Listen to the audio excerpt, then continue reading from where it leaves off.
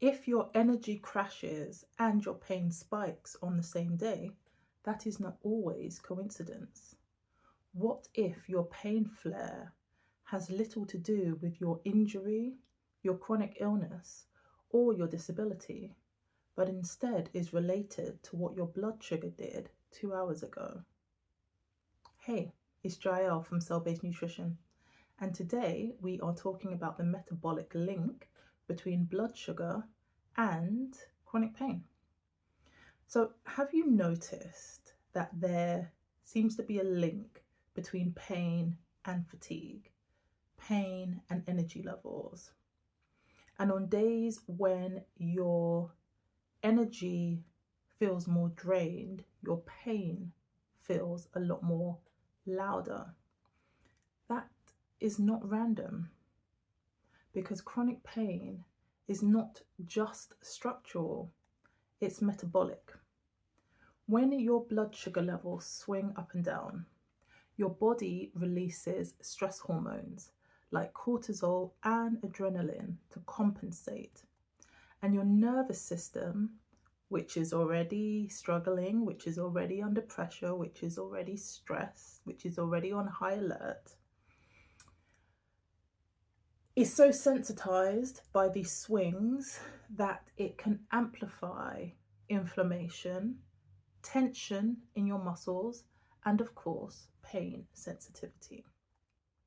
So today I want to talk about why stabilizing blood sugar is important beyond diabetes and beyond diet culture. It's about lowering the physiological load and stress on your body, and it is also about managing our energy needs during the day. So chronic pain is influenced by our internal environment. One of the most overlooked drivers of chronic pain, so a driver is something that keeps it going, is blood sugar instability. Blood sugar affects sensitivity because of inflammatory signaling, stress hormones, and also nervous system reactivity. When glucose is present in the bloodstream, when it rises, insulin also rises. So let me give you a very quick biology lesson. The vast majority of the cells in the body use glucose as its primary energy source. To allow the glucose from the bloodstream into the cell, we need insulin. Consider insulin like a key. Insulin is released by the pancreas when there is a higher level of glucose, sugar, in the bloodstream than normal. And what insulin does is it unlocks the door to the cell and allows the glucose to travel in so that the cell can use the glucose for energy.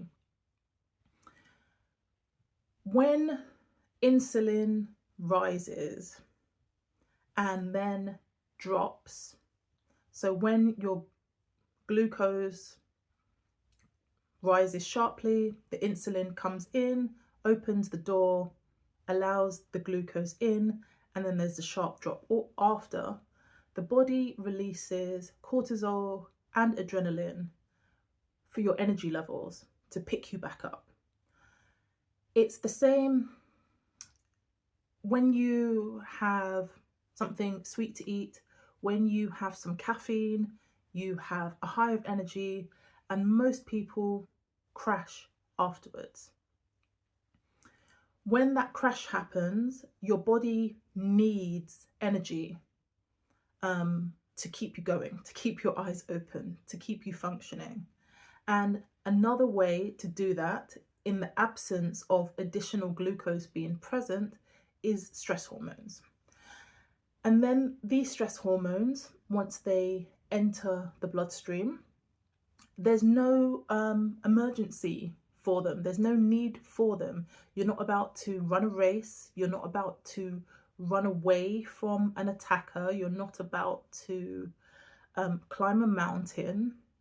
And so the stress hormones in the blood end up increasing tension in the body, tension in the muscles, irritability, and of course pain sensitivity, because your nervous system is heightened at this point. And when your nervous system is sensitized and heightened, pain swings feel more intense. So you're more likely to feel the low grade pain that your body and your mind can often overlook. You will start to feel more muscle fatigue. And if this happens, first thing in the morning, or say you had a crash before you went to bed, you'll start the day already in a deficit. And we know already, if you are living with chronic pain, chronic illness, chronic fatigue, we've talked about your spoons, we've talked about your energy levels. We're already operating in a deficit because our body spends more energy just to function, just to keep us alive when you're living with chronic illness and complex medical needs. So a glucose crash in the body of someone living with complex medical needs is not a neutral event. It's another stressor layered on top of an already stressed system. And it's hard to decipher because the symptoms of blood sugar instability look very, very similar to the symptoms that people who live with chronic pain and chronic fatigue already have to contend with. Irritability, brain fog, shakiness or muscle twitches, sudden bouts of fatigue, heightened and increased pain, cravings, and poor sleep. These things look like a normal day in the life of somebody living with chronic pain and illness, but they are also symptoms of blood sugar instability. So what practical steps can we take to balance our blood glucose levels so it's not an additional factor in our pain? And I want to make that point very clearly, that if you are living with a chronic pain condition, if you are living with a chronic illness, unfortunately, for the vast majority of us, cures haven't been found yet. And so,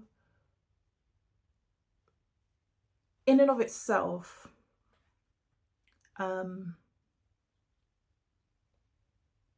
food, nutrition isn't going to resolve your chronic pain issues.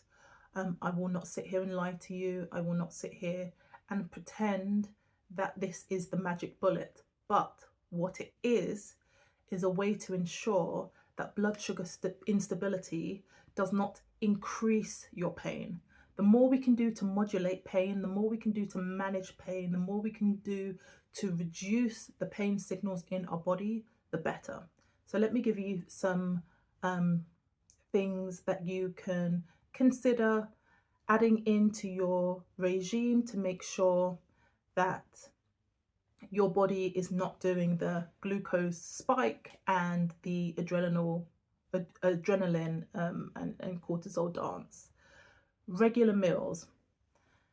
Now, I know that this can be very hard, especially if you are in pain, you have mobility issues, standing in the kitchen is difficult, fatigue. If, like me, you have neuropathy and sometimes it's difficult to use your hands. And if you are in bed most of the time. But as far as is possible, eating regular meals would help stabilize blood sugar. And that's eating steadily through the day, roughly the same size meals. So if you can eat 2 or 3 or 4 of the same size meals a day, that will make sure that there isn't a spike after you've eaten, especially if you are consuming carbohydrates, and then a drop after. Protein in every single meal, even breakfast. Protein is essential for those of us living with complex medical needs. Amino acids are at the base of virtually every cell in our body. It's needed to help us recover, to recuperate, to fight inflammation, and protein also helps to balance out our blood sugar. Combine protein with fiber. Now, I think I'm going to have to do a separate video on fiber because the vast majority of people in the UK, and I would probably go as far as saying the rest of the Western world, are not eating sufficient fiber. There are recommendations that adults in the UK should consume at least 30 grams of fiber a day. And I will personally argue that those of us who have metabolic dysfunction, so pre-diabetes, diabetes, PCOS, should be consuming significantly more fiber than that, because fiber helps the body remove metabolites. It helps the body remove toxins, and it also helps the body remove hormones that are in excess, like testosterone and estrogen, which can cause a whole load of gynecological issues in people who have uteruses. Whole foods is where you should get the vast majority of your carbohydrates from, instead of ultra processed foods. Healthy fats are essential. Reducing the gap between your meals. Now, obviously, nutrition is never a one size fits all. So I know that some people have different diets, only one meal a day. Some people do restricted fasting windows, etc. But there should be a regular spacing between your meals. And if you are prone to quite severe energy crashes, to not skip breakfast. Now, of course, you can decide what time of day your breakfast will be eaten at, but have a look and see if the absence of breakfast and an energy crash are related in your case. And then, of course, making sure that your last meal of the day will set you in good stead for a good night's sleep. And I think this is something that I also need to do a video on, but foods that are high in tryptophan would be fantastic. That will also help to reduce nighttime cortisol spikes, so that cycle of inflammation isn't continuing during the night when your body should actually be resting and repairing. And so I want to be clear, we are not curing pain with food. We are reducing the metabolic chaos, so our nervous system has fewer reasons to be so reactive. Stability doesn't eliminate pain, but it often lowers the volume of pain. And I think the reason why I'm stressing this so much is because, like I've said in other videos, when I was younger, was sold so many different methods and things and ideas and products that claim to cure pain. And cure is a huge word. Cure means the elimination, the complete eradication of.